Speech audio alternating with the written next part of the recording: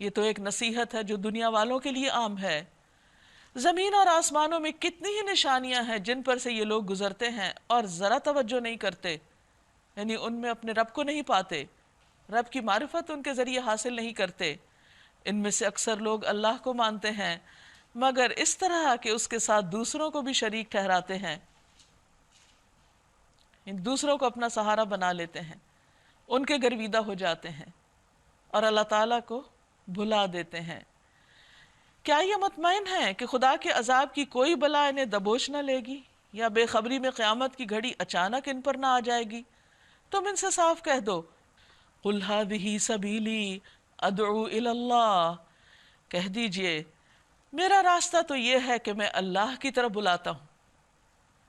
یعنی نبی صلی اللہ علیہ وسلم کو اللہ تعالیٰ نے فرمایا کہ آپ لوگوں کو اعلان کر دیجئے، ان کو بتا دیجئے کہ میرا یہ مشن ہے کہ میں لوگوں کو اللہ سے جوڑوں، اللہ کی طرف بلاؤں، علی بصیرتن، بصیرت کے ساتھ، شعوری طور پر، تقلیدی اور رواجی طور پر نہیں، پورا سوچ سمجھ کے شرح صدر کے ساتھ میں نے یہ راہ اور یہ راستہ اپنایا ہے۔ انا ومن اتبعنی، میں بھی اور جو میرے فالوورز ہیں جنہوں نے میری پیروی کی، یعنی اس دور میں بھی اور قیامت تک جو بھی نبی صلی اللہ علیہ وسلم کا اتباع کرنے والے ہیں، یعنی آپ کی امت کے لوگ، ان کا بھی یہ فرض بنتا ہے کہ وہ لوگوں کو اللہ کی طرف بلائیں، اللہ کی طرف دعوت دیں، اور اس کام کو احسان سمجھ کر یا مجبوری کے تحت نہ کریں، علی بصیرہ کریں، پورے شعور کے ساتھ کریں، اس کو اپنا کام سمجھتے ہوئے اور ایک فائدے کا کام سمجھتے ہوئے کریں، کیونکہ الدال علی الخیر کفاعلہ، نیکی کی طرف بلانے والا، اس کی راہ دکھانے والا ایسا جیسے خود کرنے والا۔ تو اگر کوئی شخص کسی کی وجہ سے ہدایت کی طرف آ جاتا ہے تو ایک حدیث کے مطابق اس کے لیے وہ 100 سرخ قیمتی اونٹوں سے زیادہ بہتر ہے۔ تو یہ سب سے زیادہ نفع کا سودا ہے جو انسان کرتا ہے، کہ خود بھی اللہ سے محبت کرتا ہے اور اس کے ساتھ ساتھ لوگوں کے دل میں اللہ کی محبت پیدا کرتا ہے، ان کو اللہ سے ملاتا ہے۔ پیغمبر کبھی یہ کام نہیں کرتے کہ لوگوں کو اپنے ساتھ جوڑ لیں، اور اس سے ہمیشہ پرہیز کرنا چاہیے، کیونکہ یہی پھر بات ہو جاتی ہے کہ اللہ کو بھی مانتے ہیں اور اس کے ساتھ اوروں کو شریک کر لیتے ہیں۔ اسی لیے اسلام میں شخصیت پرستی جو ہے وہ ناپسندیدہ ہے۔ قوم نوح شخصیت پرستی کی وجہ سے ہی شرک میں مبتلا ہوئے تھے۔ ٹھیک ہے، بزرگوں کا احترام کرنا چاہیے، ان کا ادب ہونا چاہیے، ان سے محبت ہونی چاہیے، لیکن بھروسہ صرف اللہ پہ کرنا چاہیے، اور سب سے بڑھ کر اللہ کی محبت دل میں ہونی چاہیے۔ پھر فرمایا وَسُبْحَانَ اللَّهِ، اور پاک ہے اللہ، وَمَا أَنَا مِنَ الْمُشْرِكِينَ، اور میں مشرکین میں سے نہیں ہوں۔ اے محمد صلی اللہ علیہ وسلم، تم سے پہلے ہم نے جو پیغمبر بھیجے تھے وہ سب بھی انسان ہی تھے اور انہی بستیوں کے رہنے والوں میں سے تھے، اور انہی کی طرف ہم وہی بھیجتے رہے۔ پھر کیا یہ لوگ زمین میں چلے پھرے نہیں کہ ان قوموں کا انجام انہیں نظر آتا جو ان سے پہلے گزر چکی ہیں؟ یقیناً آخرت کا گھر ان لوگوں کے لیے اور زیادہ بہتر ہے جنہوں نے پیغمبروں کی بات مان کر تقوی کی روش اختیار کی۔ کیا اب بھی تم لوگ نہ سمجھو گے؟ پہلے پیغمبروں کے ساتھ یہی ہوتا رہا کہ وہ مدتوں لوگوں کو نصیحت کرتے رہے اور لوگوں نے ان کی بھی بات نہیں سنی، تو کوئی بات نہیں، آپ کی بھی یہ نہیں سن رہے تو انہی کے حق میں اچھا نہیں۔ یہاں تک کہ جب پیغمبر لوگوں سے مایوس ہو گئے اور لوگوں نے بھی سمجھ لیا کہ ان سے جھوٹ بولا گیا تھا، تو ہماری مدد یکایک پیغمبروں کو پہنچ گئی، اور پھر جب ایسا موقع آ جاتا ہے تو ہمارا قاعدہ یہ ہے کہ جسے ہم چاہتے ہیں بچا لیتے ہیں، اور مجرموں پر سے تو ہمارا عذاب ٹالا ہی نہیں جا سکتا۔ لَقَدْ قَانَ فِي قَصَصِهِمْ عِبْرَةٌ لِأُولِي الْأَلْبَابِ، اگلے لوگوں کے ان قصوں میں عقل اور ہوش رکھنے والوں کے لیے عبرت ہے۔ جو کچھ قرآن میں بیان کیا جا رہا ہے یہ بناوٹی باتیں نہیں، من گھڑت باتیں نہیں، جھوٹی باتیں نہیں، بلکہ جو کتابیں اس سے پہلے آئی ہوئی ہیں ان کی تصدیق ہے، اور ہر چیز کی تفصیل، یعنی جو انسانی ہدایت اور رہنمائی کے لیے ضروری تھی، اور ایمان لانے والوں کے لیے ہدایت اور رحمت، ہدایت ابتدا میں اور رحمت انتہا میں۔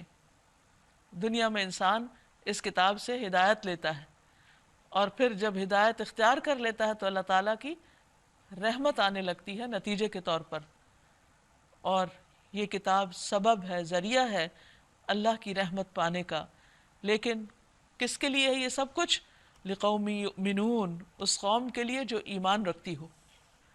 سورۃ الرعد، بسم اللہ الرحمن الرحیم، شروع اللہ کے نام سے جو بے انتہا مہربان نہایت رحم فرمانے والا ہے۔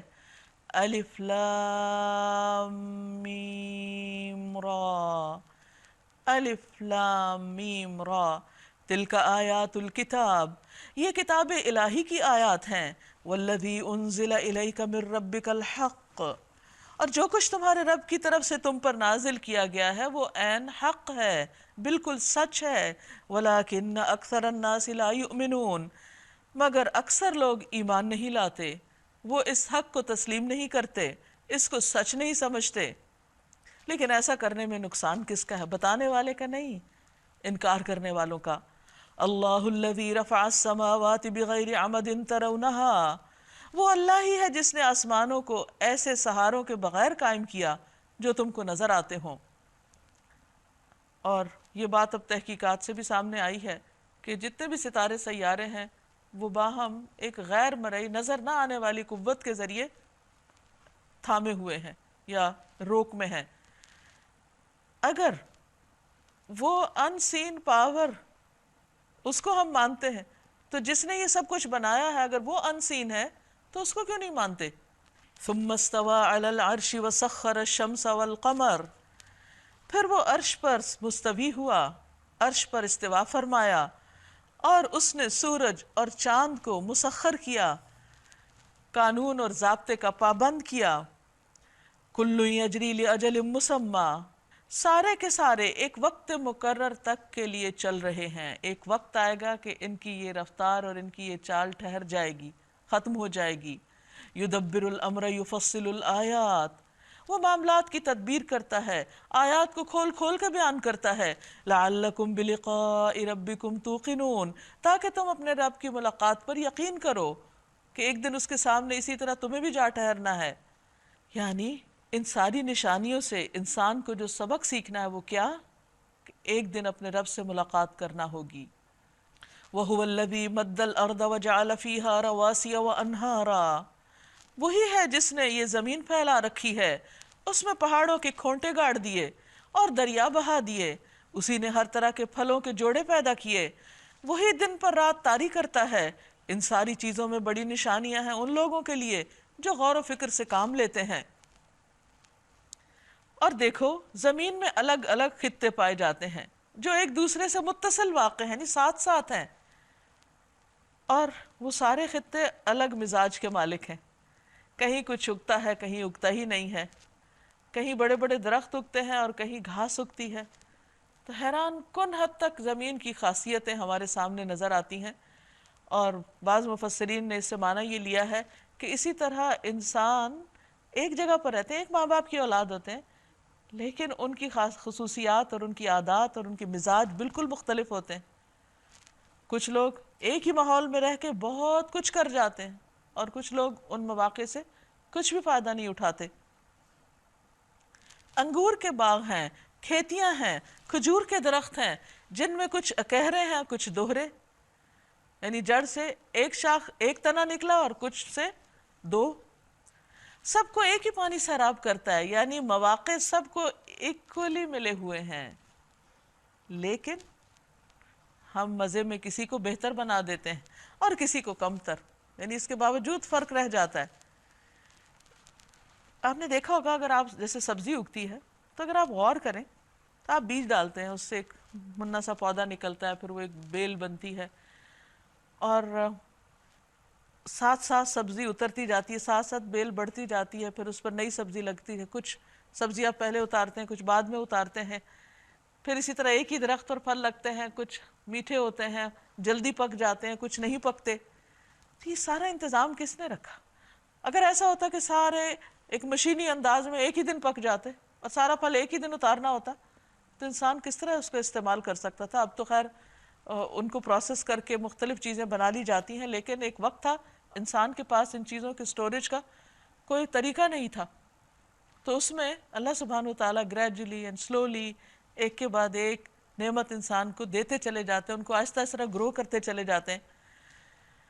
پھر اسی طرح ایک ہی بیج سے، ایک ہی درخت پر سے جو پھل اترتا ہے، ہر ایک پھل کا ذائقہ ہی فرق ہوتا ہے، کوئی زیادہ مزے کا ہوتا ہے، کوئی نہیں ہوتا، وہیں سے میٹھا نکل رہا ہے، وہیں سے کھٹا نکل رہا ہے۔ ان سب چیزوں میں بہت سی نشانیاں ہیں ان لوگوں کے لیے جو عقل سے کام لیتے ہیں، یعنی وہ نشانیوں پر ایسے ہی گزرتے نہیں چلے جاتے اندھے بہرے بن کر۔ وَإِن تَعْجَبْ فَعَجَبٌ قَوْلُهُمْ، اب اگر تمہیں تعجب کرنا ہے تو تعجب کے قابل لوگوں کا یہ قول ہے کہ جب ہم مر کر مٹی ہو جائیں گے تو کیا ہم نئے سرے سے پیدا کیے جائیں گے؟ یہ وہ لوگ ہیں جنہوں نے اپنے رب سے کفر کیا ہے۔ بات یہ ہے کہ ایک واقعہ جو ایک دفعہ ہو چکا، کیا وہ دوبارہ نہیں ہو سکتا؟ اس وقت ہم اس دنیا میں رہتے ہیں اور روز انسان پیدا ہو رہے ہیں، درخت اگ رہے ہیں، یہ سب کچھ ہماری آنکھوں کے سامنے ہے، یہ ہو رہا ہے۔ اور اگر ایک چیز ایک دفعہ ہو سکتی ہے تو دوبارہ کیوں نہیں ہو سکتی؟ یعنی ہم کچھ بھی نہیں تھے تو آج ہم اس دنیا میں موجود ہیں، پھر کچھ نہیں رہیں گے، پھر دوبارہ کیوں نہیں پیدا ہو سکتے؟ اگر آج پیدا ہوئے تو کل بھی ہو سکتے ہیں۔ تو انسانوں کے لیے اس میں حیرانی کی کیا بات ہے؟ یہ ماننا ان کے لیے مشکل کیوں ہے کہ دوبارہ زندگی عین ممکن ہے، اسی طرح جیسے پہلی بار ممکن تھی؟ یہ وہ لوگ ہیں جنہوں نے اپنے رب سے کفر کیا ہے، یعنی آخرت کا انکار دراصل اللہ کا انکار ہے، اس کی قدرت اور حکمت کا انکار ہے۔ یہ وہ لوگ ہیں جن کی گردنوں میں طوق پڑے ہوئے ہیں، یعنی طوق ہوتا ہے قیدی ہونے کی علامت، جکڑاؤ کی علامت، یعنی یہ ہٹ دھرمی کا شکار ہیں، آبا و اجداد کے طریقوں پر جمے ہوئے ہیں اور ان کے اندر سوچ کی وسعت نہیں، عقل سے کام نہیں لیتے۔ یہ جہنمی ہیں اور جہنم میں ہمیشہ رہیں گے، یعنی جو شخص عقل سے کام نہ لے پھر اس کا انجام بہت برا ہے، کیونکہ اللہ تعالیٰ نے انسان کو اس عقل کی بنا پر ہی دوسری مخلوق سے فوقیت دی۔ مثلا آپ دیکھیے کہ گائے اور بھینس کو بھی پانی نظر آتا ہے اور وہ پانی دکھتا ہے، ان کو بھی سورج کی روشنی دکھتی ہے، ان کو بھی چارہ دکھتا ہے، لیکن ایک انسان جب دیکھتا ہے تو وہ بھینس کی نظر سے نہیں دیکھتا۔ اگر وہ بس یہی دیکھتا کہ پانی پینے کی چیز ہے یا چارہ کھانے کی چیز ہے یا یہ روشنی بس انجوائے کرنے کی چیز ہے، یعنی صرف خواہشات کے لیول پر ان چیزوں کو دیکھتا ہے، تو پھر اس میں اور بھینس کی زندگی میں کیا فرق ہوا؟ تو بندہ ان تمام چیزوں کو دیکھ کر غور و فکر کرتا ہے، ان کے فائدے جانتا ہے، اور پھر ان سب چیزوں کا جو الٹیمیٹ فائدہ ہے ان پر غور و فکر کا، اور وہ کیا ہے کہ جس نے پیدا کیا اس کی پہچان، تو اس کے بارے میں یہاں پر سمجھایا جا رہا ہے کہ جو عقل استعمال نہیں کرتے پھر وہ جہنم کا کوڑا کرکٹ ہے۔ اللہ کو ایسے لوگوں کی کوئی ضرورت نہیں کہ جنہوں نے اللہ کی اس نعمت کو استعمال نہیں کیا۔ یہ لوگ بھلائی سے پہلے برائی کے لیے جلدی مچا رہے ہیں، حالانکہ ان سے پہلے جو لوگ اس روش پہ چلے ہیں ان کی عبرتناک مثالیں گزر چکی ہیں کہ وہ عذاب مانگتے تھے تو عذاب ان پہ آ گئے، تو ان کو ان کے واقعات سے نصیحت کیوں نہیں ہوتی؟ حقیقت یہ ہے کہ تیرا رب لوگوں کی زیادتیوں کے باوجود ان سے چشم پوشی سے کام لیتا ہے، اور یہ بھی حقیقت ہے کہ تیرا رب سخت سزا دینے والا ہے۔ یہ لوگ جنہوں نے تمہاری بات ماننے سے انکار کر دیا ہے کہتے ہیں کہ اس شخص پر اس کے رب کی طرف سے کوئی نشانی کیوں نہ اتری؟ تم تو محض خبردار کر دینے والے ہو، اور ہر قوم کے لیے ایک رہنما ہے۔ رسول اللہ صلی اللہ علیہ وسلم نے فرمایا، بے شک اللہ تعالیٰ ہر 100 سال کے پورے ہونے پر امت کی رہنمائی کے لیے ایک آدمی بھیجتا ہے جو اس امت کے لیے اس کے دین کی تجدید کرتا ہے۔ اللہ یعلم ما تحمل کل انثی وما تغید الارحام، اللہ ایک ایک حاملہ کے پیٹ سے واقف ہے، جو کچھ اس میں بنتا ہے اسے بھی وہ جانتا ہے، اور جو کچھ اس میں کمی یا بیشی ہوتی ہے اس سے بھی وہ باخبر رہتا ہے۔ ہر چیز کے لیے اس کے ہاں ایک مقدار مقرر ہے۔ اور اگر غور کیا جائے تو آپ دیکھیے کہ انسانوں میں مرد اور عورت کا جو تناسب ہے وہ کتنا زبردست ہے۔ کون رہنمائی کرتا ہے ماں کے پیٹ میں کہ تم لڑکا بنو گے یا لڑکی بنو گے؟ حتیٰ کہ بعض اوقات تاریخ میں یہ بھی دیکھا گیا کہ جن قوموں میں لڑائیوں جنگوں کی وجہ سے ایک بڑی تعداد مردوں کی ختم ہو گئی تو کچھ ہی عرصے کے بعد ان کا وہ تناسب واپس آ گیا۔ یہ مقدار اور اس کا تناسب، یہ سب کچھ کون پلان کرتا ہے؟ یہ کیسے ہو جاتا ہے؟ کسی بھی فیکٹری میں سپلائی ڈیمانڈ کے مطابق ہوتی ہے، تو یہ تناسب کون قائم کرتا ہے کہ ماں کے پیٹ میں جو فیکٹری لگی ہوئی ہے انسان بنانے کی، وہ وہی سپلائی کرے جو اس وقت کی ڈیمانڈ ہے؟ یہ سب کچھ اللہ سبحانہ وتعالیٰ کی کیلکولیشن، اس کا اندازہ، اس کی پلاننگ، اس کی تدبیر ہے، یہ اس کا قائم کردہ نظام ہے، لہٰذا تم اس کے بغیر کیسے اپنی زندگی کو درست گزار سکتے ہو؟ وہ پوشیدہ اور ظاہر ہر چیز کا عالم ہے، وہ بزرگ ہے اور ہر حال میں بالا تر رہنے والا۔ تم میں سے کوئی شخص خاص زور سے بات کرے یا آہستہ چپکے سے سرگوشی، کوئی رات کی تاریکی میں چھپا ہو یا دن کی روشنی میں چل رہا ہو، اس کے لیے سب یکساں ہیں۔ ہر شخص کے آگے اور پیچھے اس کے مقرر کیے ہوئے نگران لگے ہوئے ہیں، فرشتے جو اللہ کے حکم سے اس کی دیکھ بھال کر رہے ہیں، یعنی اس کی حفاظت کرتے ہیں۔ کہتے ہیں آگ کی حفاظت کے لیے الگ فرشتے ہیں، اور ویسے بھی مومن کے ساتھ فرشتے ہوتے ہیں جو الگ اس وقت ہوتے ہیں جب وہ بے لباس ہو جاتا ہے۔ حقیقت یہ ہے کہ اللہ کسی قوم کے حال کو نہیں بدلتا جب تک وہ خود اپنے اوصاف کو نہیں بدل دیتی۔ اگر اچھی حالت میں ہے تو وہ اچھی حالت میں رہے گی، الا یہ کہ ان کے اخلاق برے ہو جائیں۔ جب ان کے اخلاق برے ہوتے ہیں تو پھر ان کا حال بدل جاتا ہے۔ اسی طرح جو قوم بری حالت میں ہے، مصیبت میں ہے، اس میں بھی تبدیلی نہیں ہو سکتی جب تک ان کے اخلاق اچھے نہ ہوں۔ جب ان کی اپنی عادات اچھی ہوں گی تو اوورآل حالات خود بخود اچھے ہو جائیں گے۔ یہ اللہ کا ایک قانون ہے، اور یہ قانون بدلتا نہیں، انسانوں کو ہی بدلنا ہوگا۔ اور جب اللہ کسی قوم کی شامت لانے کا فیصلہ کر لے تو پھر وہ کسی کے ٹالے نہیں ٹل سکتی، نہ اللہ کے مقابلے میں ایسی قوم کا کوئی حامی و مددگار ہو سکتا ہے۔ هو الذی یریکم البرق خوفا وطمعا وینشئ السحاب الثقال، وہی ہے جو تمہارے سامنے بجلیاں چمکاتا ہے، جنہیں دیکھ کر تمہیں اندیشے بھی لاحق ہوتے ہیں اور امیدیں بھی بنتی ہیں۔ وہی ہے جو پانی سے لدے ہوئے بادل اٹھاتا ہے۔ وَيُسَبِّحُ الرَّعْدُ بِحَمْدِهِ وَالْمَلَائِكَةُ مِنْ خِيفَتِهِ، بادلوں کی گرج اس کی حمد کے ساتھ اس کی پاکی بیان کرتی ہے، اور فرشتے اس کی ہیبت سے لرزتے ہوئے اس کی تسبیح کرتے ہیں۔ یہ رات کے بارے میں حدیث میں آتا ہے کہ یہ ایک فرشتے کا نام ہے جو بادلوں کو ہانکتا ہے اور انہیں ایک خاص سمت میں لے جانے کے لیے ڈانٹتا ہے۔ نبی صلی اللہ علیہ وسلم نے اس کی وضاحت میں فرمایا، رعد فرشتوں میں سے ایک فرشتہ ہے جس کے ذمہ بادلوں کے معاملات ہیں، اس کے ہاتھوں میں آگ کی تلوار یا کوڑا ہوتا ہے جس سے وہ بادلوں کو اللہ کی مشیت کے مطابق ہانکتا ہے۔ وہ کہنے لگے تو پھر یہ آواز جو ہم سنتے ہیں یہ کس کی ہے؟ آپ صلی اللہ علیہ وسلم نے فرمایا یہ اس کی ڈانٹ ہے، وہ بادلوں کو ڈانٹتا ہے یہاں تک کہ وہ وہاں پہنچ جائیں جہاں اس نے حکم دیا ہے۔ وہ کڑکتی ہوئی بجلیوں کو بھیجتا ہے اور بسا اوقات انہیں جس پر چاہتا ہے عین اس حالت میں گرا دیتا ہے جب لوگ اللہ کے بارے میں جھگڑ رہے ہوتے ہیں۔ فی الواقع اس کی چال بہت زبردست ہے۔ اسی کو پکارنا برحق ہے، یعنی اپنی حاجتوں میں، مصیبتوں میں، تکلیفوں میں، غموں میں، دکھوں میں، پریشانیوں میں، بیماریوں میں صرف اور صرف اللہ ہی کو پکارنا چاہیے، کیونکہ ہر نماز میں ہاتھ باندھ کے ہم یہ وعدہ کرتے ہیں کہ ایاک نعبد و ایاک نستعین، صرف تیری ہم عبادت کرتے ہیں اور صرف تجھی سے ہم مدد چاہتے ہیں یا چاہیں گے، ہم کسی اور کی طرف رخ نہیں کریں گے۔ اور اللہ کو چھوڑ کر کسی اور کو پکارنا یہ شرک میں آ جاتا ہے، اور اللہ سبحانہ وتعالیٰ کے ہاں ایسے عمل پر ایک تو یہ کہ کوئی فائدہ نہیں، کچھ ملنا نہیں ان کو، اس کے برعکس ایسا کرنے والوں کے لیے سخت عذاب کی بھی وعید ہے، کیونکہ اللہ تعالیٰ سارے گناہ معاف کر دے گا لیکن شرک کا گناہ معاف نہیں کرے گا۔ اس کی غیرت کو یہ بات گوارا نہیں کہ بنانے والا وہ، دینے والا وہ، اور بندے اس کو چھوڑ کر کسی اور کے در پر جھکے، کسی اور کے آگے ہاتھ پھیلائیں اور کسی اور کے بارے میں یہ سمجھے کہ وہ بھی اللہ کی طرح مدد کر سکتا ہے اور وہ بھی کچھ دے سکتا ہے۔ ہرگز بھی نہیں۔ لہو دعوت الحق، اسی کو پکارنا حق ہے۔ رہی وہ ہستیاں جنہیں اس کو چھوڑ کر یہ لوگ پکارتے ہیں، وہ ان کی دعاؤں کا کوئی جواب نہیں دے سکتی۔ انہیں پکارنا تو ایسا ہے جیسے کوئی شخص پانی کی طرف ہاتھ پھیلا کر اس سے درخواست کرے کہ تو میرے منہ تک پہنچ جا۔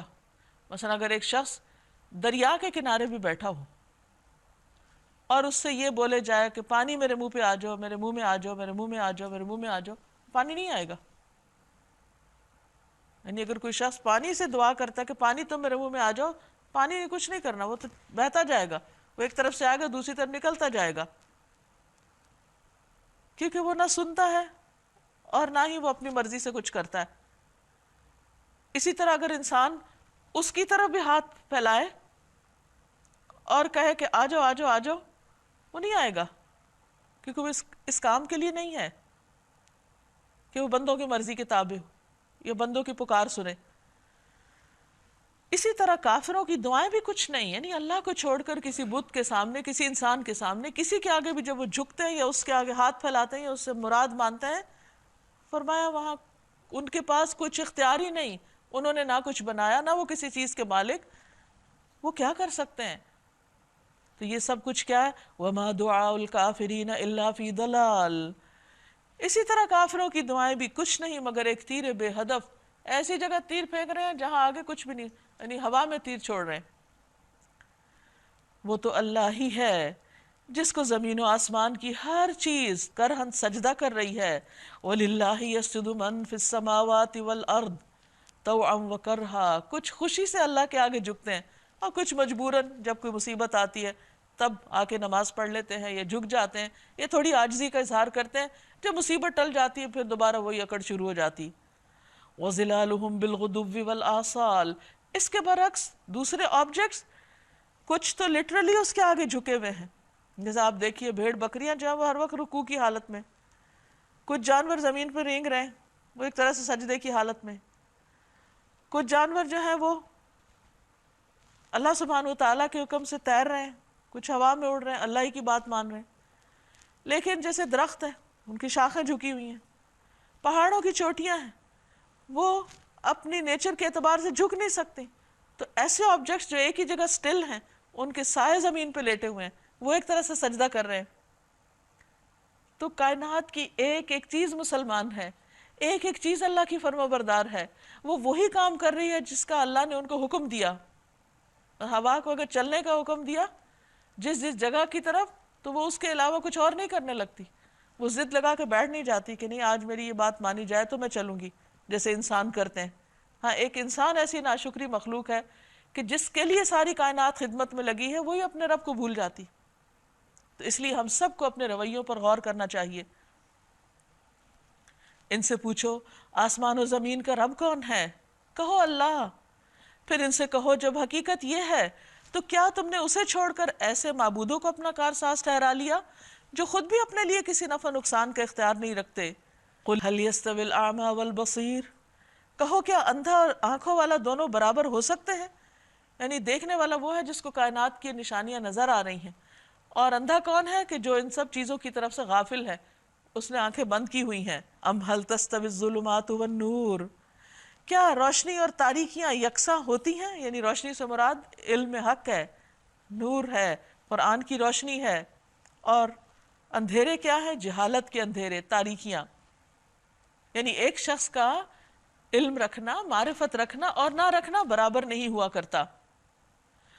اور اگر ایسا نہیں تو کیا ان کے ٹھہرائے ہوئے شریکوں نے بھی اللہ کی طرح کچھ پیدا کیا کہ اس کی وجہ سے ان پر تخلیق کا معاملہ مشتبہ ہو گیا ہے؟ یہ پتہ نہیں چلتا کہ کون سا اللہ کا اور کون سا کسی اور کا، کوئی اور خالق ہے ہی کوئی نہیں۔ قل اللہ خالق کل شیء وہو الواحد القہار۔ کہو ہر چیز کا خالق صرف اللہ ہے اور وہ یکتا ہے، سب پر غالب ہے۔ انزل من السماء ماء۔ اللہ نے آسمان سے پانی برسایا اور ہر ندی نالا اپنے ظرف کے مطابق اسے لے کر چل نکلا۔ یعنی بارش جب آتی ہے تو کہیں بڑے بڑے دریا بہہ رہے ہوتے ہیں اور کہیں تھوڑا سا پانی، یعنی جو زمین جیسی ہوتی ہے اس کے مطابق پانی کا بہاؤ ہوتا ہے۔ پھر جب سیلاب اٹھا تو سطح پر جھاگ بھی آ گئے۔ ایسے ہی جھاگ ان دھاتوں پر بھی اٹھتے ہیں جنہیں زیور اور برتن وغیرہ بنانے کے لیے پگھلایا جاتا ہے۔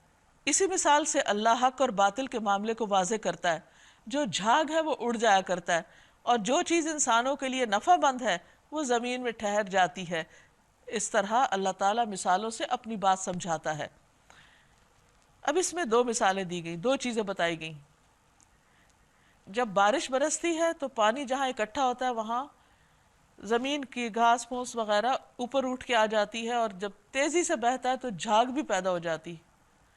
اسی طرح برتن بنانے کے لیے جب لوہا پیتل وغیرہ پگھلایا جاتا ہے تو اس میں بھی جو میل کچیل ہوتی ہے وہ اوپر آ جاتی.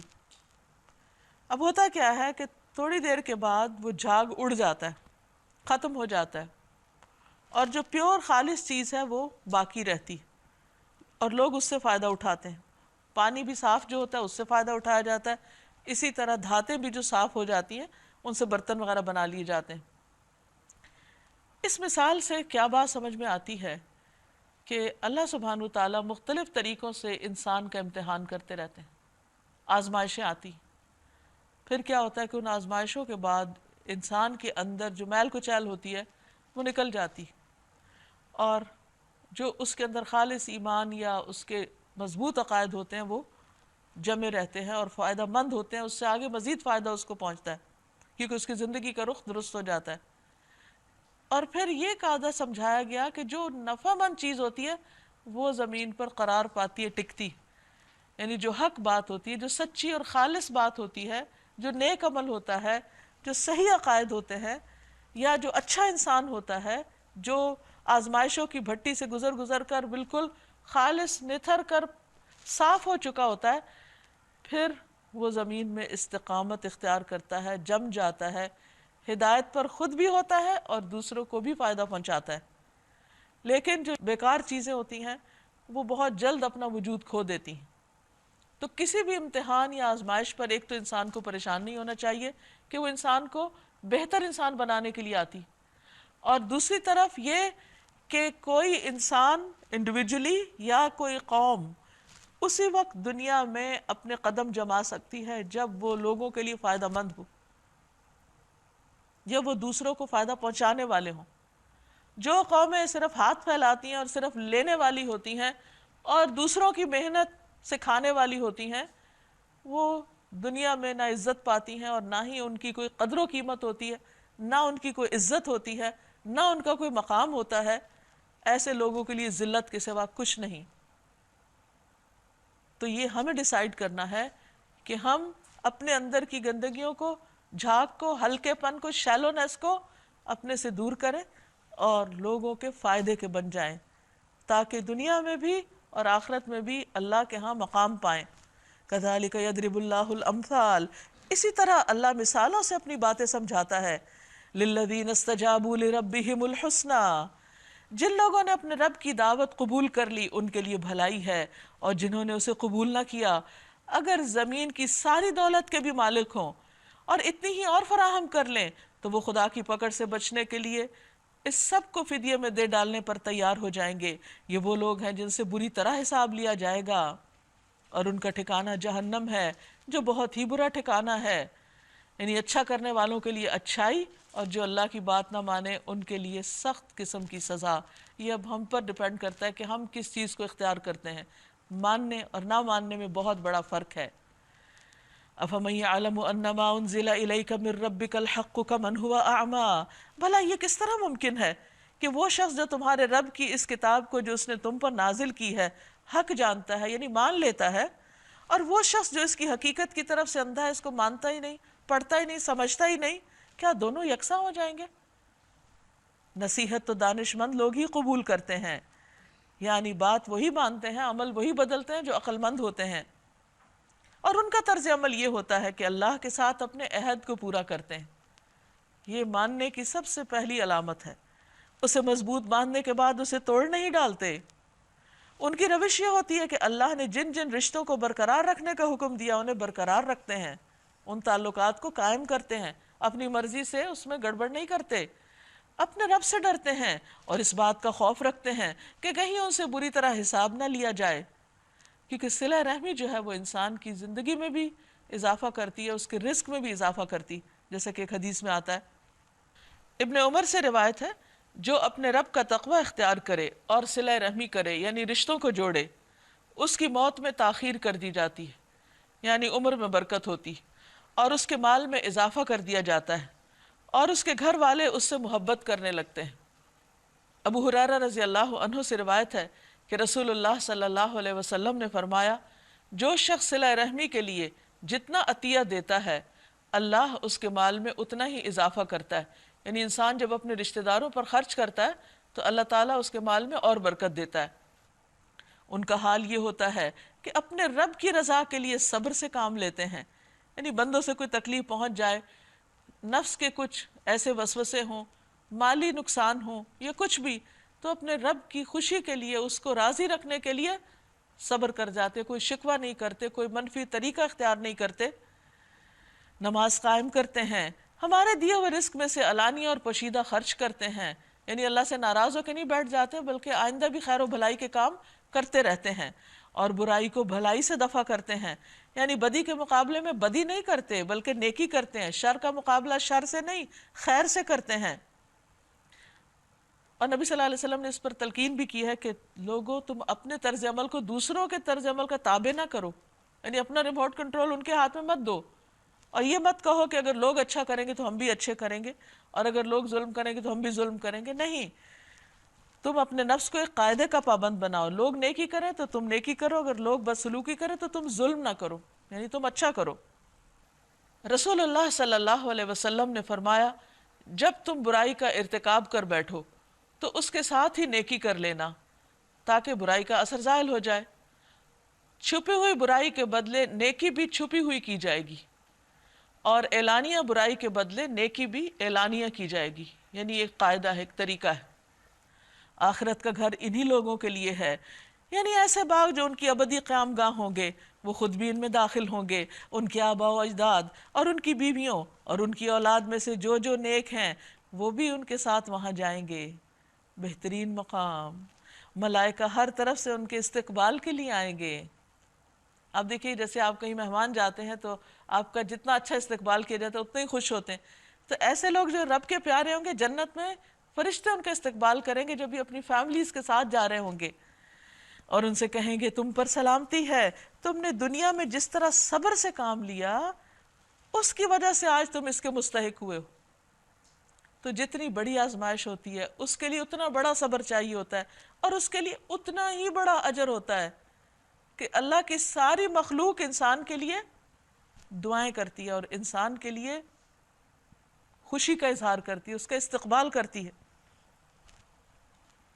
بس کیا ہی خوب یہ آخرت کا گھر ہے. یعنی آخرت کا گھر ہی دراصل بہترین گھر ہے. رہے وہ لوگ، اب اس کے برعکس دوسرا کردار بتایا جا رہا ہے اور ان کا انجام، جو اللہ کے عہد کو مضبوط باندھ لینے کے بعد توڑ ڈالتے ہیں، وعدے پورے نہیں کرتے، جو ان رشتوں کو کاٹتے ہیں جنہیں اللہ نے جوڑنے کا حکم دیا، جیسے خون کے رشتے ہیں، سسرال کے رشتے ہیں، اور جو زمین میں فساد پھیلاتے ہیں. لعنت کے مستحق ہیں وہ، اور ان کے لیے آخرت میں بہت برا ٹھکانہ ہے. اللہ جس کو چاہتا ہے رزق کی فراخی بخشتا ہے، جسے چاہتا ہے نپات اللہ رزق دیتا ہے. یعنی اللہ کی تقسیم ہے، اس میں ناراض ہونے کی ضرورت نہیں. وَفَرِحُوا بِالْحَيَاةِ الدُّنْيَا، یہ لوگ دنیا کی زندگی میں مگن ہیں، حالانکہ دنیا کی زندگی آخرت کے مقابلے میں ایک متاع قلیل کے سوا کچھ بھی نہیں. وہاں جا کے انسان کہے گا ہے یہ تھی وہ دنیا جس کے لیے میں رو رہا تھا، اس کی تو کوئی حقیقت بھی نہیں. پوری دنیا بھی اگر سونے سے بھر دی جائے تو قیامت کے دن انسان کو عذاب سے نہیں بچا سکتی، تو کوئی ویلیو ہی نہیں وہاں اس دنیا کی. تو انسان اگر اپنی آخرت کے لیے چیزیں جمع کرا دیتا ہے، بھجوا دیتا ہے، یا دنیا میں کوئی نقصان ہو جاتا ہے اور صبر کر کے اس کا اجر وہاں چاہتا ہے، تو یہ ہے نفع کا سودا. وَيَقُولُ الَّذِينَ كَفَرُوا، یہ لوگ جنہوں نے انکار کیا کہتے ہیں اس شخص پر اس کے رب کی طرف سے کوئی نشانی کیوں نہیں اتری. کہو اللہ جسے چاہتا ہے گمراہ کرتا ہے، اور وہ اپنی طرف آنے کا راستہ اسی کو دکھاتا ہے جو اس کی طرف رجوع کرے. عام طور پر لوگ کہتے ہیں کہ اللہ نہ ہدایت دے تو ہم کیا کریں. یہاں اللہ تعالیٰ نے واضح کر دیا کہ جو ہدایت چاہے گا اس کو میں ہدایت دوں گا. دیکھنے کی ضرورت یہ ہے کہ ہماری طلب کیا ہے. کون ہیں یہ لوگ جن کو ہدایت ملتی ہے؟ الذین آمنوا وتطمئن قلوبہم بذکر اللہ، یہ وہ لوگ ہیں جو ایمان لائے اور ان کے دلوں کو اللہ کی یاد سے اطمینان ملتا ہے. دکھ، صدمہ، تکلیف، نقصان کتنا بھی بڑا ہو، لیکن اللہ کی یاد سے سب اطمینان آ جاتا ہے، سکون آ جاتا ہے. الا خبردار، سن لو، یاد رکھو بذکر اللہ تطمئن القلوب، اللہ کی یاد سے دلوں کو اطمینان نصیب ہوتا ہے، اس لیے ہر صدمے اور دکھ کے موقع پر اس کو بار بار دہرانے کی بجائے، اس کا ذکر کرنے کی بجائے اللہ کا ذکر شروع کر دو۔ نبی صلی اللہ علیہ وسلم کا طریقہ یہی تھا کہ چھوٹی سی بھی کوئی تکلیف ہوتی، اذا حزبہ امر فزع الی الصلاۃ، فوراً نماز کی طرف دوڑتے تھے، اللہ کو یاد کرتے تھے، کیونکہ دلوں کی ٹھنڈک اور راحت تو اللہ کی یاد میں ہے۔ نبی صلی اللہ علیہ وسلم نے فرمایا، اس شخص کی مثال جو اپنے رب کا ذکر کرتا ہے اور اس کی مثال جو اپنے رب کا ذکر نہیں کرتا، زندہ اور مردہ جیسی ہے۔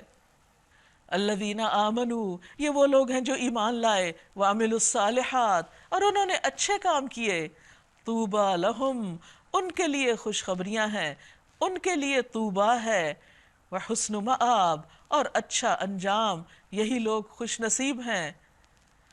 اے محمد صلی اللہ علیہ وسلم، اسی شان سے ہم نے تم کو رسول بنا کے بھیجا ایک ایسی قوم میں جس سے پہلے بہت سی قومیں گزر چکی ہیں، تاکہ تم ان لوگوں کو وہ پیغام سناؤ جو ہم نے تم پہ نازل کیا، اس حال میں کہ یہ اپنے نہایت مہربان خدا کے کافر بنے ہوئے ہیں۔ حدیبیہ کے موقع پر سہیل بن عمر آیا تو کہنے لگا، ہمارے اور اپنے درمیان صلح کی تحریر لکھ لو۔ چنانچہ نبی صلی اللہ علیہ وسلم نے کاتب کو بلوایا اور فرمایا، لکھو بسم اللہ الرحمن الرحیم۔ سہیل کہنے لگا، رحمان کو اللہ کی قسم میں نہیں جانتا کہ وہ کیا چیز ہے، البتہ تم یوں لکھ سکتے ہو بسمک اللہم، جیسے پہلے لکھا کرتے تھے، یعنی یہ کفار کا طریقہ ہے کہ وہ اللہ کی صفات کو نہیں پہچانتے۔ ان سے کہو وہی میرا رب ہے، اس کے سوا کوئی معبود نہیں، اسی پر میں نے بھروسہ کیا اور اسی کی طرف واپسی ہے۔ اور کیا ہو جاتا اگر کوئی ایسا قرآن اتار دیا جاتا جس کے زور سے پہاڑ چلنے لگتے، یعنی جیسے ان کے مطالبے ہیں، یا زمین شق ہو جاتی، یا مردے قبروں سے نکل کے بولنے لگتے، تو یہ نشانیاں دکھانا اللہ کے لیے تو کچھ مشکل نہیں، بلکہ سارا اختیار اللہ ہی کے ہاتھ میں ہے۔ پھر کیا اہل ایمان کسی نشانی کے ظاہر ہونے کے انتظار میں بیٹھے؟ یعنی یہ جو کہیں گے بھئی وہی ہوتا رہے گا تو اصل مقصد تو پیچھے رہ جائے گا۔ اور وہ یہ جان کے مایوس نہیں ہو گئے کہ اگر اللہ چاہتا تو سارے انسانوں کو ہدایت دے دیتا، یعنی اللہ زبردستی بھی دے سکتا تھا، لیکن اس نے ایسا نہیں کیا۔ جن لوگوں نے اللہ کے ساتھ کفر کا رویہ اختیار کیا، ان پر ان کے کرتوتوں کی وجہ سے کوئی نہ کوئی آفت آتی ہی رہتی ہے، یا ان کے گھر کے قریب کہیں نازل ہوتی ہے۔ یہ سلسلہ چلتا رہے گا یہاں تک کہ اللہ کا وعدہ آ پورا ہو۔ یقیناً اللہ اپنے وعدے کی خلاف ورزی نہیں کرتا۔ تم سے پہلے بھی بہت سے رسولوں کا مذاق اڑایا جا چکا، مگر میں نے منکرین کو ہمیشہ ڈھیل دی اور آخر کار پھر ان کو پکڑ لیا، ایک وقت مقرر کے بعد خاتمہ کر دیا، پھر دیکھ لو کہ میری سزا کیسی سخت تھی۔ افمن هو قائم على كل نفس بما كسبت، پھر کیا وہ جو ایک ایک شخص کی کمائی پر نظر رکھتا ہے، ایک ایک بندے کے حال سے واقف ہے، اس کے مقابلے میں یہ جسارت کی جا رہی کہ لوگوں نے اس کے کوئی شریک ٹھہرا رکھے ہیں۔ اے نبی صلی اللہ علیہ وسلم، ان سے کہیے اگر واقعی وہ شریک ہیں تو ذرا ان کے نام لو کہ وہ ہیں کون۔ کیا تم اللہ کو ایک نئی بات کی خبر دے رہے ہو جسے وہ اپنی زمین میں جانتا ہی نہیں؟ اللہ نے کسی کو بنایا ہی نہیں اپنا شریک، تو تم نے کہاں سے بنا لیا؟ یا تم لوگ بس جو منہ میں آتا ہے وہ بس کہہ ڈالتے ہو؟ حقیقت یہ ہے کہ جن لوگوں نے انکار کیا ہے اور انہوں نے چالیں چلی، ان کے لیے ان کی چالیں مکاریاں خوشنما بنا دی گئیں اور وہ راہ راست سے روک دیے گئے ہیں۔ پھر جس کو اللہ گمراہی میں پھینک دے، اسے کوئی راہ دکھانے والا نہیں، اس کا کوئی ہادی نہیں۔ ان کے لیے پھر کیا ہے؟ یعنی جو اللہ کی بات نہ مانے، تعویلیں کرے، بہانے کرے اور کچھ سے کچھ مفہوم پہنا دے اللہ کے احکامات کو، تو پھر ان کو کوئی ہدایت نہیں دے سکتا، کیونکہ ان کی نیتیں اور ارادے ہی خراب ہیں۔ ایسے لوگوں کا انجام کیا ہے؟ لہم عذاب فی الحیات الدنیا ولعذاب الآخرۃ اشق، ایسے لوگوں کے لیے دنیا کی زندگی میں عذاب ہے اور آخرت کا عذاب تو اس سے بھی زیادہ سخت ہے۔ ایسا کوئی ایسا نہیں جو انہیں خدا کے عذاب سے بچانے والا ہو۔ خدا ترس انسانوں کے لیے جس جنت کا وعدہ کیا گیا ہے، وما لہم من اللہ من واق، اور انہیں کوئی اللہ کے عذاب سے بچانے والا بھی نہیں۔ مثل الجنت التی وعد المتقون تجری من تحتها الانہار اکلها دائم وظلها تلک عقبی الذین اتقوا وعقبی الکافرین النار، اللہ سے ڈرنے والے انسانوں کے لیے جس جنت کا وعدہ کیا گیا ہے، اس کی شان یہ ہے کہ اس کے نیچے نہریں بہہ رہی ہیں، اس کے پھل دائمی ہیں، ہمیشہ کے لیے، موسم ختم نہیں ہوتا وہاں کہ اب یہ فلاں فروٹ نہیں ملے گا، اور اس کا سایہ بھی لا زوال۔ رسول اللہ صلی اللہ علیہ وسلم نے فرمایا، میں نے جنت دیکھی تو اس میں سے ایک خوشہ لینا چاہا، اور اگر میں لے لیتا تو تم اس وقت تک اسے کھاتے رہتے جب تک یہ دنیا موجود ہے۔ ابن عباس رضی اللہ عنہ سے روایت ہے، وہ فرماتے ہیں کہ جنت کی کھجوروں کے تنے سبز زمرد کے ہیں، کھجور کی ٹہنیوں کا ابتدائی حصہ سونے کا ہے، اس کی ٹہنیوں کا چھلکا جنتیوں کا لباس ہوگا، ان میں سے کچھ چھوٹے کپڑے اور کچھ ہلے ہوں گے، اور اس کے پھل مٹکوں اور ڈولوں کے برابر ہوں گے، وہ دودھ سے زیادہ سفید، شہد سے زیادہ میٹھے، مکھن سے زیادہ نرم ہوں گے، اور ان میں گٹلیاں نہ ہوں گی۔ اب اس طرح کے درخت اللہ ہی بہتر جانتا ہے، کیونکہ جنت کی چیزیں تو کسی نے دیکھی نہیں، لیکن یہ بدلہ ہے ان لوگوں کا جو دنیا میں صبر کرتے ہیں، یہ انجام ہے متقی لوگوں کا، اور منکرین حق کا انجام یہ کہ ان کے لیے دوزخ کی آگ۔ اے نبی صلی اللہ علیہ وسلم، جن لوگوں کو ہم نے پہلے کتاب دی تھی وہ اس کتاب سے جو ہم نے تم پر نازل کی ہے خوش ہیں، اور مختلف گروہوں میں کچھ ایسے لوگ بھی ہیں جو اس کی بعض باتوں کو نہیں مانتے۔ آپ صاف کہہ دیجئے، مجھے تو صرف اللہ کی بندگی کا حکم دیا گیا ہے، اور اس سے منع کیا گیا ہے کہ کسی کو اس کے ساتھ شریک ٹھہراؤں، لہٰذا میں اسی کی طرف دعوت دیتا ہوں اور اسی کی طرف میرا رجوع ہے۔ اسی ہدایت کے ساتھ ہم نے یہ فرمان عربی تم پر نازل کیا ہے۔ اب اگر تم نے اس علم کے باوجود جو تمہارے پاس آ چکا ہے لوگوں کی خواہشات کی پیروی کی تو اللہ کے مقابلے میں نہ کوئی تمہارا حامی و مددگار ہے، اور نہ کوئی اس کی پکڑ سے تم کو بچا سکتا ہے۔ یعنی صاحب علم لوگوں کو اللہ کے علم کے مطابق زندگی بسر کرنی چاہیے، خواہشات کے مطابق نہیں۔ تم سے پہلے بھی ہم بہت سے رسول بھیج چکے ہیں، اور ان کو ہم نے بیوی بچوں والا ہی بنایا تھا۔ یہ لوگوں کا جو اعتراض تھا اس کا جواب دیا جا رہا ہے۔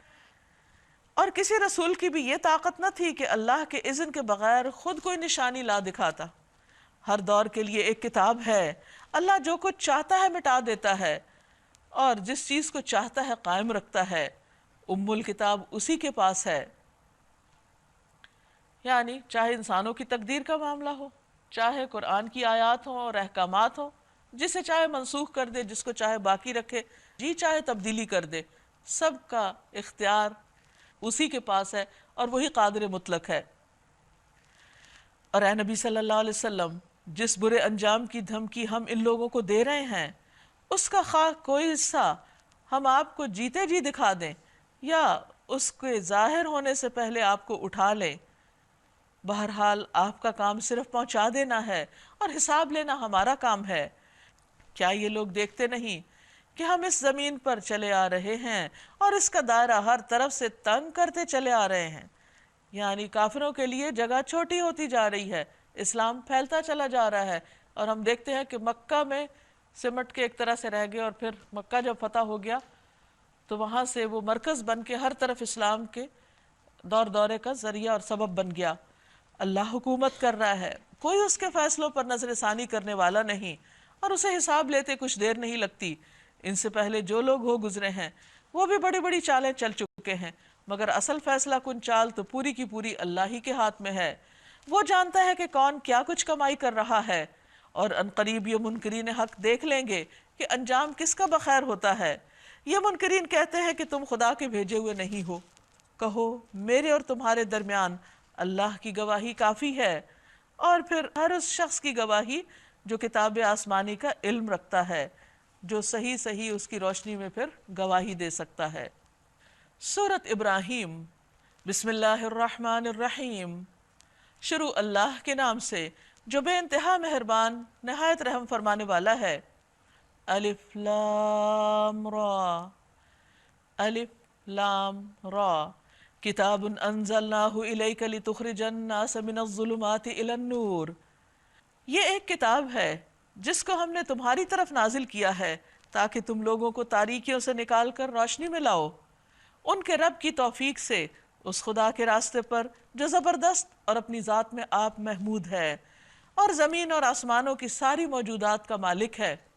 یعنی دوسرے لفظوں میں یہ کتاب اس لیے آئی ہے تاکہ لوگ اس کو پڑھیں، اندھیروں سے نکلیں، جہالت کے، لا علمی کے، اور ہدایت کی روشنی کی طرف آئیں. اور سخت تباہ کن سزا ہے قبول حق سے انکار کرنے والوں کے لیے جو دنیا کی زندگی کو آخرت پر ترجیح دیتے ہیں، کیونکہ دنیا تو ختم ہونے والی ہے. جو اللہ کے راستے سے لوگوں کو روک رہے ہیں اور چاہتے ہیں کہ یہ راستہ ان کی خواہشات کے مطابق ٹیڑھا ہو جائے، یعنی وہ اللہ کی مرضی کے تابع نہیں ہونا چاہتے بلکہ یہ چاہتے ہیں کہ دین ان کی مرضی کے مطابق ڈھل جائے. یہ لوگ گمراہی میں بہت دور نکل چکے ہیں. ہم نے اپنا پیغام دینے کے لیے جب کبھی کوئی رسول بھیجا ہے اس نے اپنی قوم ہی کی زبان میں پیغام دیا ہے تاکہ وہ انہیں اچھی طرح کھول کر بات سمجھائے. پھر اللہ جسے چاہتا ہے بھٹکا دیتا ہے اور جسے چاہتا ہے ہدایت بخشتا ہے، اور وہ بالادست اور حکیم ہے. وَلَقَدْ أَرْسَلْنَا مُوسَىٰ بِآيَاتِنَا، ہم اس سے پہلے بھی موسیٰ علیہ السلام کو اپنی نشانیوں کے ساتھ بھیج چکے ہیں. اسے بھی ہم نے حکم دیا تھا کہ اپنی قوم کو تاریکیوں سے نکال کر روشنی کی طرف لاؤ، یعنی تمام انبیاء یہی کرتے رہے ہیں. اور انہیں تاریخ الہی کے سبق آموز واقعات سنا کر نصیحت کیجیے. ان واقعات میں بڑی نشانیاں ہیں، یعنی پچھلے قصے جو گزر چکے ہیں اس میں بھی بہت سبق ہیں ہر اس شخص کے لیے جو صبر اور شکر کرنے والا ہو. یاد کرو جب موسیٰ علیہ السلام نے اپنی قوم سے کہا، اللہ کے اس احسان کو یاد رکھو جو اس نے تم پر کیا ہے.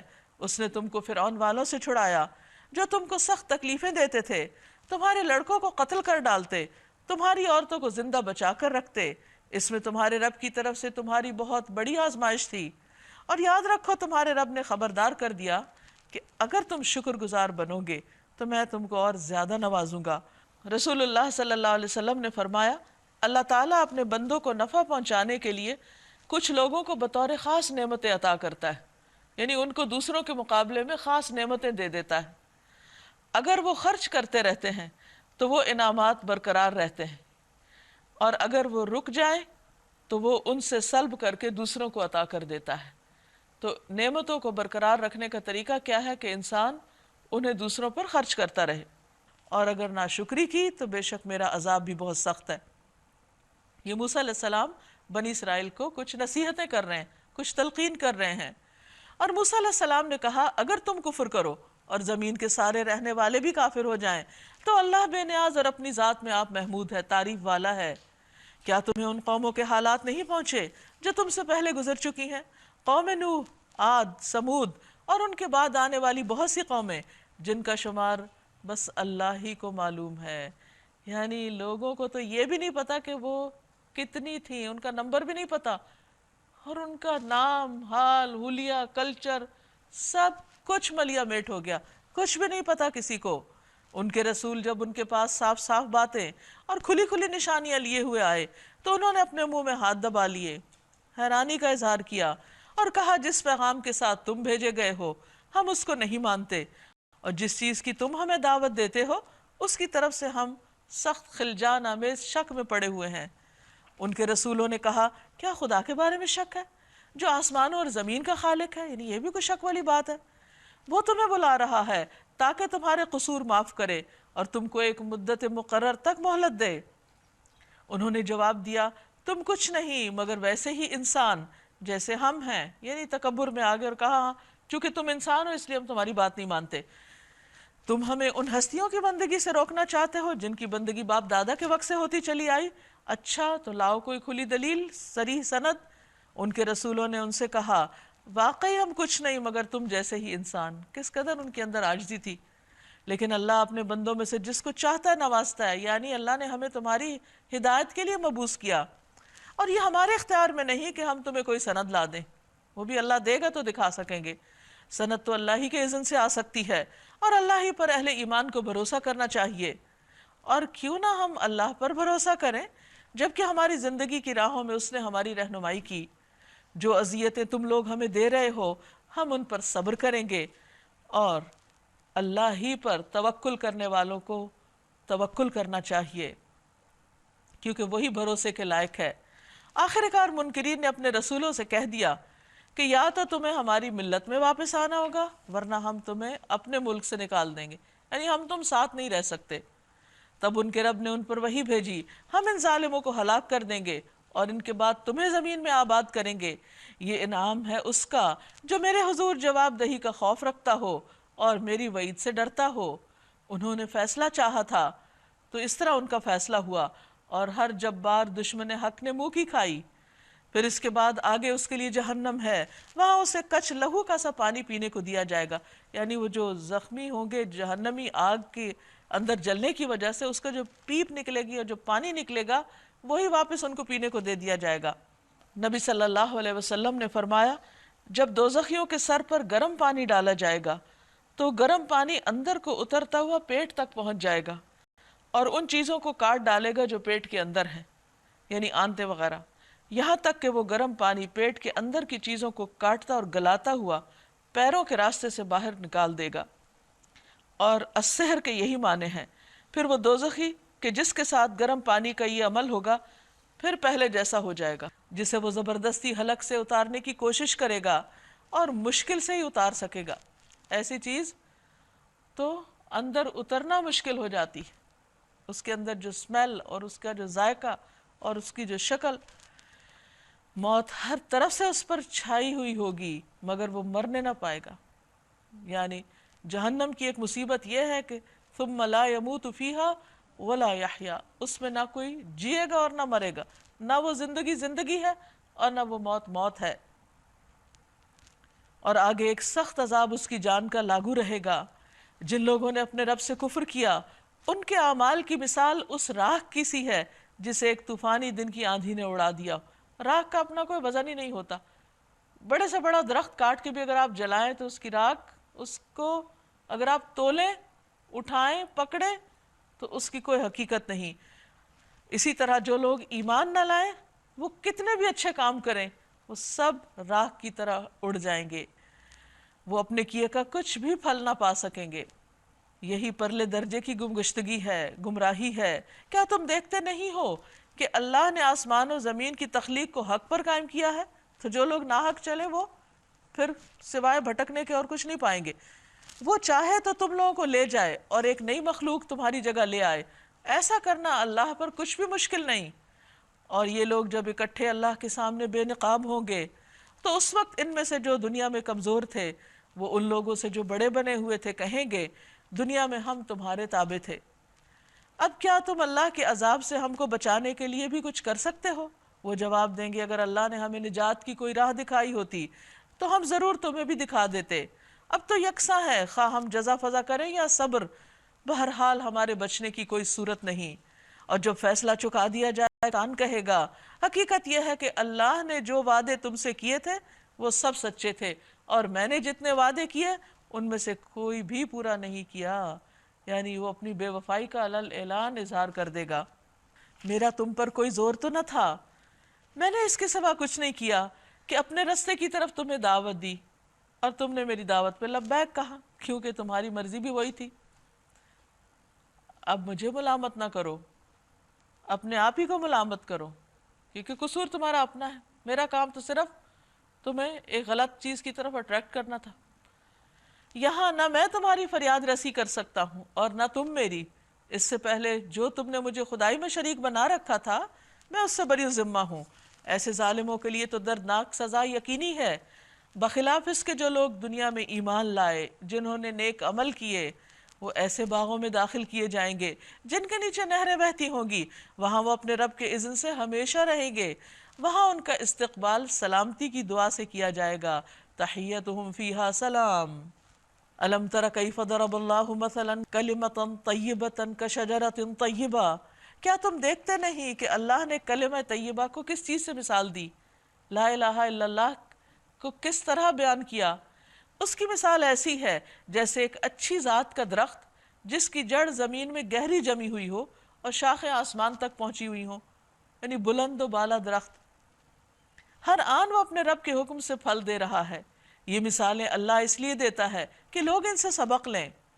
یعنی ایک انسان جب لا الہ الا اللہ کا درخت اپنے دل میں لگاتا ہے تو وہ پھر کیسا انسان بن جاتا ہے کہ جس کے اندر استقامت ہوتی ہے، وہ آندھی ہوا، ہر قسم کی موسم کی شدت سختی کو، بیرونی ماحول کی سختیوں کو برداشت کرنے کے باوجود جمع رہتا ہے، یعنی استقامت اختیار کرتا ہے، اور پھر اس کا تعلق اللہ تعالیٰ کے ساتھ مضبوط ہوتا ہے، بلند و بالا شاخیں اس کی آسمان تک پہنچی ہوئی، یعنی اللہ کے سامنے اس نے ہاتھ پھیلائے ہوتے ہیں اور اللہ سے ہی مانگتا رہتا ہے، اور پھر اپنا پھل ہمیشہ دیتا ہے، ایور گرین درخت ہے، یعنی دوسرے انسانوں کے لیے بہت فائدے کا ہے، ہر ایک کو فائدہ پہنچاتا ہے، کوئی کسی بھی وقت اس کے پاس جائے وہ اس کو محروم نہیں کرتا، ہر ایک کے لیے اس کے پاس خیر ہے۔ یا گویا اب 3 چیزیں ہو گئیں، نمبر 1 اس کی استقامت جو اس کے اپنے ذات کے ساتھ تعلق ہے، اپنی ذات میں وہ ایک با اصول انسان ہے، ایک فرم انسان ہے، اچھے عقیدے کے اوپر، اچھی بات کے اوپر۔ دوسری طرف اس کا اللہ سے تعلق تو بہت ہی مضبوط ہے، تیسری طرف وہ ہر انسانوں کے ساتھ تعلق تو وہ ہر وقت بینیفٹ دیتا ہے، اس کا سایہ بھی اور اس کی گرینری بھی اور اس کی آکسیجن بھی اور اس کے پھل بھی، ہر چیز فائدہ مند ہے جس سے لوگ ہر آن فائدہ اٹھا رہے ہیں۔ ایسا ہی شخص دراصل لا الہ الا اللہ سچائی کے ساتھ اور پورے درست طریقے سے پڑھنے والا ہوتا ہے، پورے حق کے ساتھ اس کو قبول کرتا ہے، یہ ہوتا ہے بندہ مومن۔ اس کے برعکس کلمہ خبیثہ کی مثال خبیث درخت کی طرح، یعنی اگر کسی شخص کے دل میں توحید کی بجائے شرک ہے، وہ اللہ کی بجائے کسی اور پر ایمان رکھتا ہے، اس کا بیج کمزور ہے، خبیث ذات کے درخت کا ہے، اصل ہی خراب ہے اس کی، تو پھر وہ جو درخت اگتا بھی ہے تو وہ اونچا نہیں جاتا، اللہ سے اس کا کوئی تعلق ہی نہیں، وہ ادھر ادھر پھیل جاتا ہے۔ اجتثت من فوق الارض، جڑ اس کی زمین میں جاتی نہیں، بس اوپر اوپر کچھ نظر آتا ہے۔ ما لہا من قرار، اس کے لیے کوئی قرار ہی نہیں، کہیں وہ جمتا ہی نہیں۔ تو یہ دونوں درخت بالکل مختلف ہیں۔ مثلاً آپ باغ میں جائیں، ایک طرف گھاس ہے اور ایک طرف کوئی بلند بالا درخت ہے، دونوں ایک ہی زمین میں، ایک ہی طرح کا پانی، ہوا، سورج، ہر چیز مل رہی ہے، لیکن نیچر فرق ہے، تو دونوں کی شکل ہی فرق ہے۔ اور گھاس تو پھر فائدے کا ہے، لیکن یہاں تو فرمایا کہ وہ تو کانٹوں بھرا ہے اور اشارے سے اکھڑنے کو تیار ہے، کوئی قرار نہ اس کے قول میں، کوئی قرار نہ اس کی باتوں میں، نہ اس کے اصولوں میں، نہ طریقہ زندگی میں، کوئی استقامت ہے ہی نہیں، بکھرے میں اس کے سارے کام، کبھی کچھ کرتا ہے کبھی کچھ کرتا ہے، اور جب وہ دنیا سے چلا جاتا ہے تو قصہ ختم، اس کے اعمال اس کے لیے آئندہ کچھ بھی فائدہ دینے والے نہیں۔ ایمان لانے والوں کو اللہ ایک قول ثابت کی بنیاد پر دنیا اور آخرت دونوں میں ثبات عطا کرتا ہے، یعنی لا الہ الا اللہ کا فائدہ صرف دنیا میں نہیں، موت کے بعد بھی ہے۔ بندہ مومن کو جب قبر میں لٹایا جاتا ہے، اس کی قبر بند کر دی جاتی ہے، تو فرشتے اس کے پاس آتے ہیں، اس کو اٹھا کر بٹھاتے ہیں، اور اس وقت اس سے جو حساب لیا جاتا ہے، اس حساب میں اس کی ثابت قدمی صرف اس وقت ممکن ہوتی ہے جب وہ سچے دل سے دنیا میں لا الہ الا اللہ کہنے والا ہو اور واقعی اس کو ماننے والا بھی ہو، تو اس طرح وہ اپنے اس امتحان میں کامیاب ہو جاتا ہے، اور یوں پھر آخرت میں بھی اس کو فائدہ پہنچتا ہے۔ لیکن اس کے برعکس جو دنیا میں لا الہ الا اللہ سچے دل سے نہیں کہتا، وہ قبر میں بھی نہیں کہہ پاتا، وہ کہتا ہے دوسروں کو سناتا، کہہ رہے تھے میں نے بھی کہہ دیا، لہٰذا یہ کہنا اس کو وہاں نجات نہیں دیتا۔ تو اس لیے کتنا ضروری ہے کہ انسان سچی بات کو پوری سچائی کے ساتھ قبول کرے، اور اللہ ظالموں کو بھٹکا دیتا ہے، اللہ کو اختیار ہے جو چاہے کرے۔ تم نے دیکھا ان لوگوں کو جنہوں نے اللہ کی نعمت پائی اور اسے کفران نعمت سے بدل ڈالا، اور اپنے ساتھ اپنی قوم کو بھی ہلاکت کے گھر میں جھونک دیا، یعنی جہنم جس میں وہ جھلسے جائیں گے اور وہ بدترین جائے قرار ہے۔ اور اللہ کے کچھ ہمسر تجویز کر لیے تاکہ وہ انہیں اللہ کے راستے سے بھٹکا دیں، ان سے کہو اچھا مزے کر لو، آخرکار تمہیں پلٹ کر جانا دوزخ میں ہی ہے۔ اے نبی صلی اللہ علیہ وسلم، میرے جو بندے ایمان لائے ہیں ان سے کہہ دو کہ نماز قائم کریں، یعنی ایمان کا لازمی تقاضا کیا ہے کہ اللہ کے آگے جھک جائیں، اور جو کچھ ہم نے انہیں دیا ہے اس میں سے کھلے چھپے خرچ کریں، شیئرنگ کریں، دوسروں کو دینے والے بنیں، ساری خیر صرف اپنی ذات تک سمیٹ کے نہ رکھیں، اس سے پہلے کہ وہ دن آ جائے جس میں نہ خرید و فروخت ہوگی نہ دوست نوازی، یعنی وہاں کوئی کسی کے کام نہ آئے گا اگر چاہتے ہو کہ کچھ ملے تو دنیا میں اپنے ہاتھوں سے دے کر جاؤ.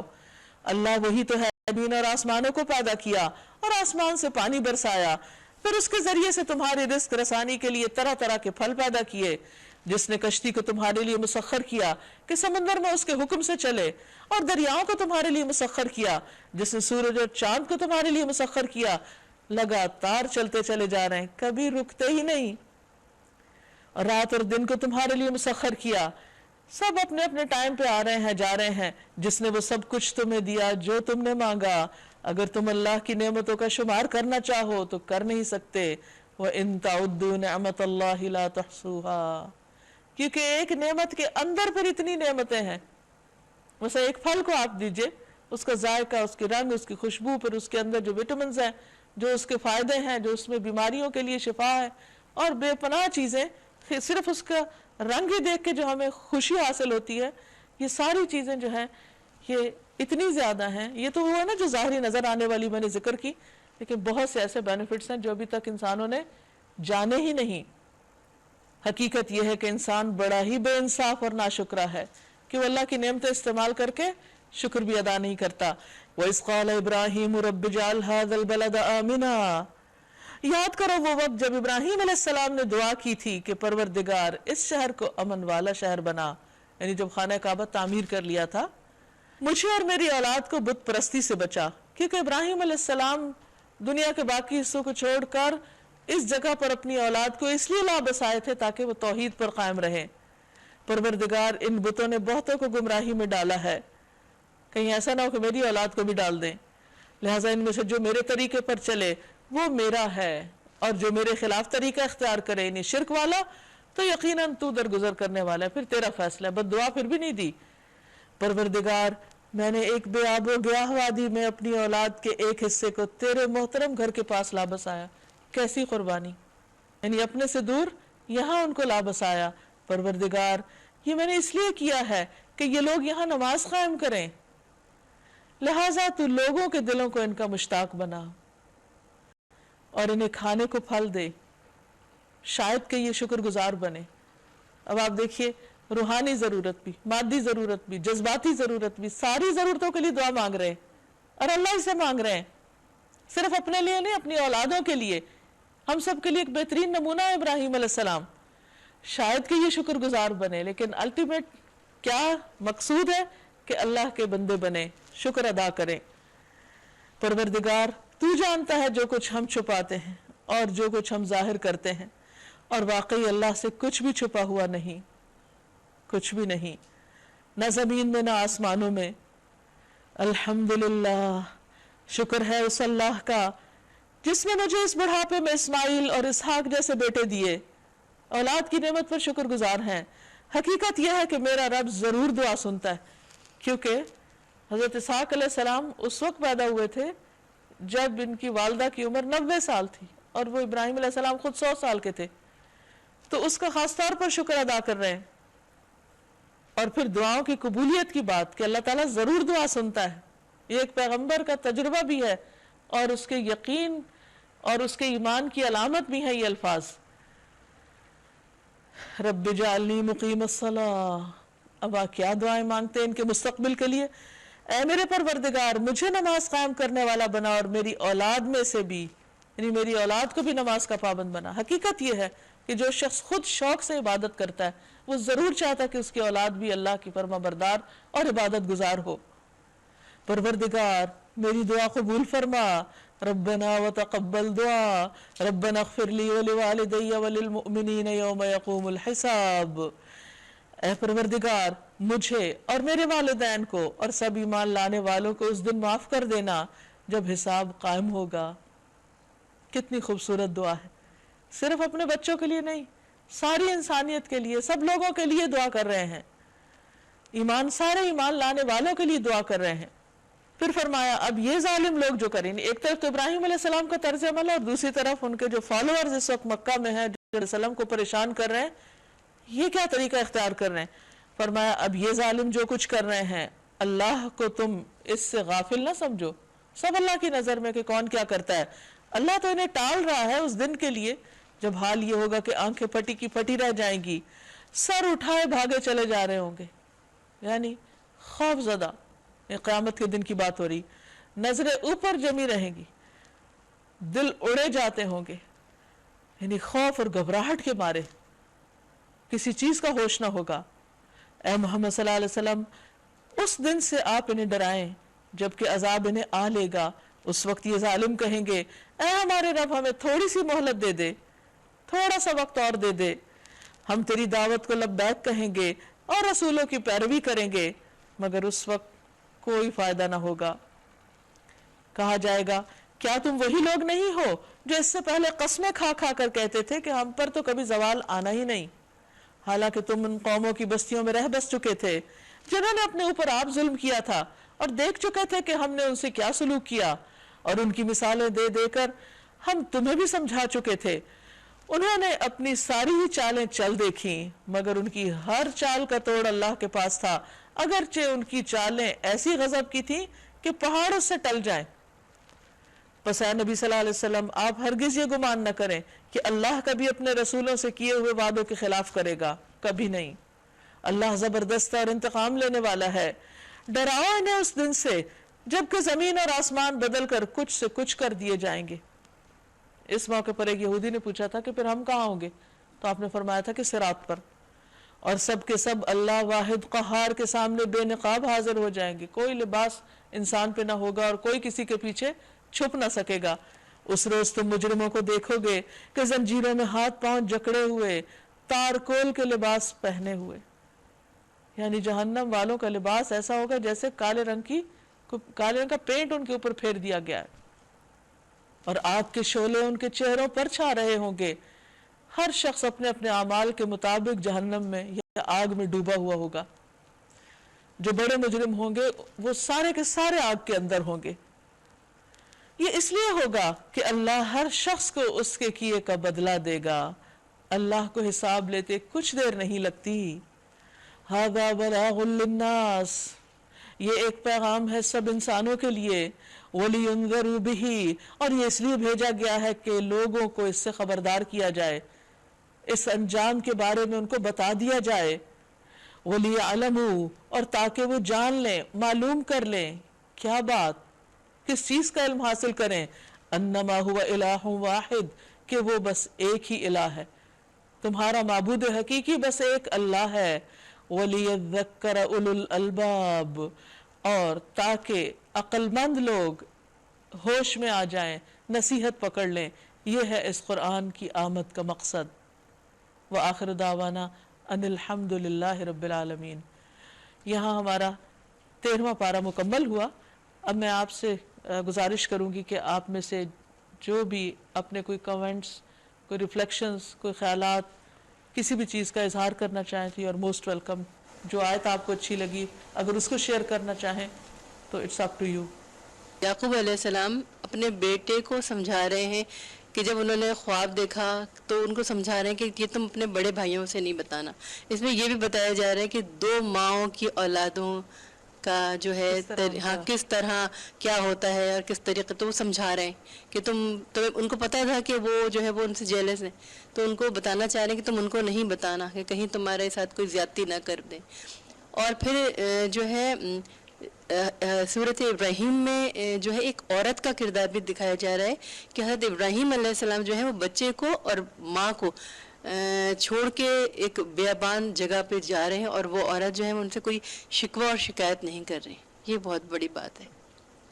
آپ میری طرف دیکھ کے بات کریں. حضرت یوسف علیہ السلام کے کردار کی پختگی دیکھی کہ انہوں نے اپنے بھائیوں کو جتایا تک نہیں اور معاف کر دیا. اس چیز کو شیطان کی طرف سے منسوخ کیا کہ شیطان نے ہمارے درمیان جو دوری ڈال دی تھی، اور اپنی ماں باپ کی بھی اتنی عزت اور اتنی عاجزی اور انکساری اور حسن اخلاق. تو ہم لوگوں کو بھی اپنا برتاؤ جو ہے اس پہ نظر کرنی چاہیے. ہمیں بھی اسی طرح سے صرف نظر اوروں کے ساتھ، اپنے بچوں کے ساتھ، ہر ایک کے ساتھ اچھا برتاؤ کرنا چاہیے. حضرت یعقوب علیہ السلام کے کردار کے بارے میں بہت انسپریشن مل رہی ہے کہ نبی ہونے کے باوجود انہوں نے کوئی ان یوزول قسم کی ایکسپیکٹیشن اللہ تعالیٰ سے نہیں لگائی ہے کہ وہ دیکھ رہے ہیں کہ ان کے بیٹے کو کتنا سچا خواب آیا ہے، لیکن اتنا عرصہ حضرت یوسف علیہ السلام ان سے پوشیدہ رہتے ہیں اور اپنے سگے بیٹے ان کے ساتھ کیا زیادتی کرتے ہیں جس کا انہیں احساس بھی ہوتا ہے، لیکن ان کے دل اور دماغ میں کبھی کوئی ایسا خیال بھی نہیں آیا کہ انہیں کوئی خواب دکھا دیا جائے یا کوئی ایسی چیز ان پر ظاہر کر دی جائے کہ انہیں سکون ہی آ جائے. وہ ایک خاص مقرر وقت پر ہی ہوا. ناظرین، اس کے ساتھ ہی ہمارے آج کے پروگرام کا وقت ختم ہوتا ہے. اب اجازت چاہتے ہیں. آپ سب کو بہت شکریہ. آپ سب کے لیے دعائیں. السلام علیکم ورحمۃ اللہ وبرکاتہ.